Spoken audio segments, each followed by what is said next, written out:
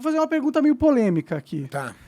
Você acha que isso está correlacionado a gente perceber que, em média, a maioria dos caras do fisiculturismo tendem a ser de direita? Ou você acha que isso é um estereótipo que eu tô colocando à frente aqui agora? É bem diverso o pensamento político lá. Quando a gente estava em época aí de eleição, eu tive a curiosidade de fazer uma enquete no meu Instagram. Sobre os dois candidatos, um candidato de direita e um candidato de esquerda. E 78% dos seguidores afirmaram ser de direita. Mas a pergunta é, será que é porque a direita não é mais forte na rede social? Não acho que seja, cara. Você viu o Você que acha que a esquerda fez comigo? Sim, mas você concorda comigo que a esquerda que fez contigo é a esquerda forte, mas a esquerda que elege? Foi a esquerda que elegeu o Lula, pô. Será que foi a esquerda que elegeu Lula? Por exemplo, dentro da minha fábrica, eu fui fazer uma enquete ali, uma pergunta ali, normal ali entre os funcionários. 90% da classe operária da fábrica votou no Lula. Entendi. E ele não necessariamente está no Instagram. Pode crer, pode crer. 90%.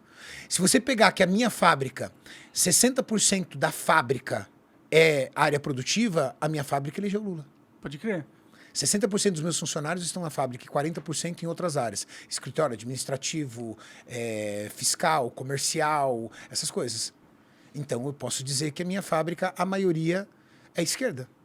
E eu tenho de certeza que a minha fábrica, que tem média de 100 funcionários, ou seja, uma fábrica relativamente pequena, ela é um plano de amostragem para todas as outras. Eu garanto para você que todas as outras terão as mesmas métricas. A gente está falando de São Paulo. Sim, então, e Nordeste.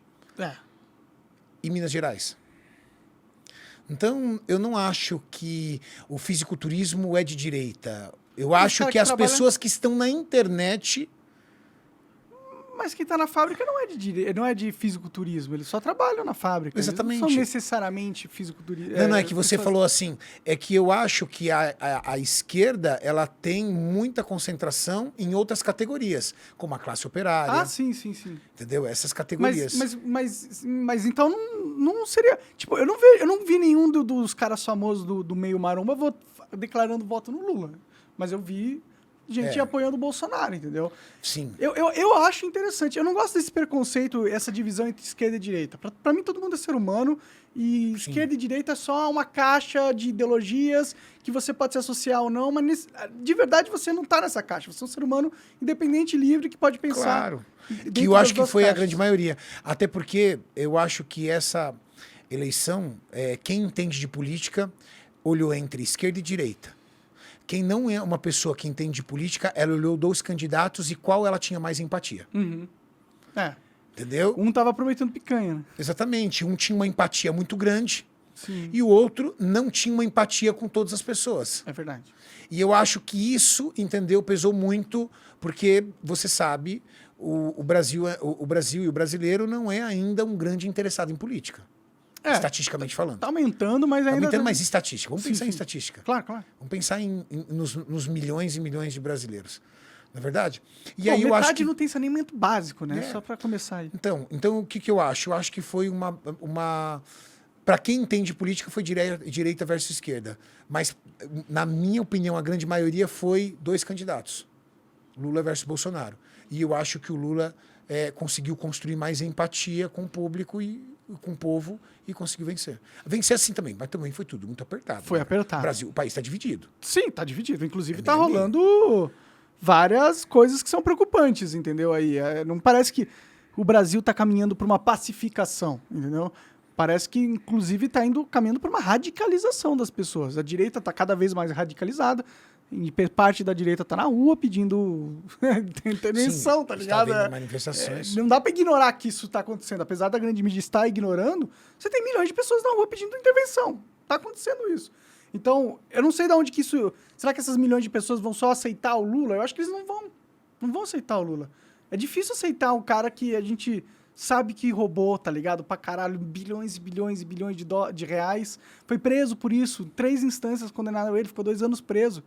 Tipo, e agora ele é o presidente E agora ele é o líder da nossa nação, o representante da nossa nação pro mundo inteiro. É um cara que todo mundo sabe que já fez merda pra caralho e que colocou o Brasil numa situação ruim. Então, como que vai engolir isso? Pra muita gente é difícil, entendeu? Sim, mas o que a gente também vai ter que engolir é que isso foi também um processo democrático, né? Isso que é pesado.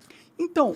Dentro de um processo democrático. Mas você acha que foi limpa as eleições? Assim, você acha que os caras que eram responsáveis por coordenar, fazer o meio de campo das eleições, eles foram imparciais, impartidários, justos?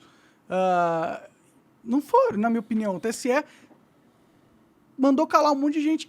Cara, eu fui censurado do YouTube, pô. Sim. E eu nem apoio o Bolsonaro, nem apoiei, eu não votei em ninguém nas eleições passadas, acabei de pagar a multa lá. Você não votou? Eu não votei. Eu tava lá em Curitiba, meu título. Mas eu fui censurado, como se eu estivesse atacando a democracia. Só porque eu vi uma informação e falei, ó, chegou essa informação aqui pra mim, eu achei interessante, não sei se é verdadeira, queria saber mais. Foi a única coisa que eu fiz.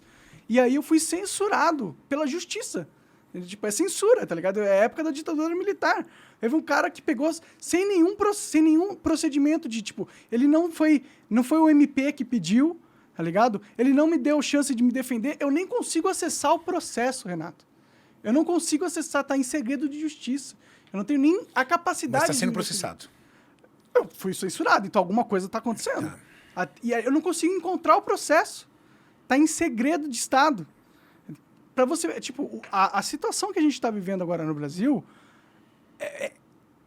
é muito preocupante. Tipo... Talvez as pessoas achem que eu estou exagerando ou querendo fazer parecer alguma coisa maior só pra chamar atenção, mas não é essa a intenção que eu tô falando. Eu tô realmente vendo que o circo tá pegando fogo de um jeito muito ruim. Quando o STF pode censurar as pessoas que é contra a Constituição e pode fazer decisões sem ser provocado pelo MP, que também é contra a Constituição, pode censurar parlamentares que foram privilegiados de imunidade parlamentar, que também é contra a Constituição. O STF, literalmente, deu carta branca assim mesmo para tomar qualquer decisão dentro do aparato estatal sem ter que ter nenhuma base legal mesmo, sem ter que ter uma lei dando poderes para eles. Então, eles viraram ditadores do Brasil. A gente hoje vive numa ditadura. Então, para mim, é muito preocupante isso, porque qual que vai ser o futuro de uma nação onde você tem um cara que é capaz de calar todo mundo aqui e é capaz de mandar prender quem ele quiser, de bloquear contas de empresários, como aconteceu com o do Luciano Heng e todos os outros caras lá por causa de mensagem no WhatsApp. Qual que é o futuro dessa nação? Ainda mais quando um presidente que assume é o Lula. O Lula, o cara que roubou bilhões, ele assume junto com um Senado e um Congresso omisso que não fazem nada e um Supremo ditador.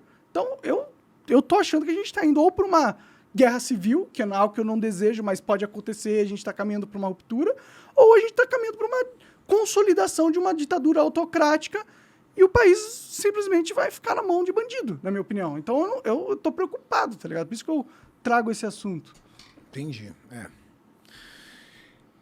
na questão das eleições, é aquilo que eu te falei. Eu trago a estatística da minha fábrica. Eu acho que tem muita gente, mas muita gente mesmo, que acreditava e votou no Lula e acreditava que ele era o melhor para o Brasil. Então, eu particularmente consigo enxergar quem são os eleitores do Lula, quem elegeu o Lula, a galera que acredita que realmente ele vai trazer. E aquilo que eu te falei, por um discurso de empatia, né? Claro, um discurso bonito. Um discurso de empatia, exatamente, um discurso de empatia. Eu acho que ele foi persuasivo dentro daquilo que ele precisava, dentro daquilo que ele pretendia. Ele foi muito persuasivo e foi muito assertivo. E aí acabou dando certo. Você acaba de assistir um corte do Monarch Talks. Agradeço demais, mas se você quiser ver o vídeo na íntegra e acompanhar ao vivo todas as transmissões, você tem que ir lá no rumble.com/monarch para não perder nada. Segue a gente lá.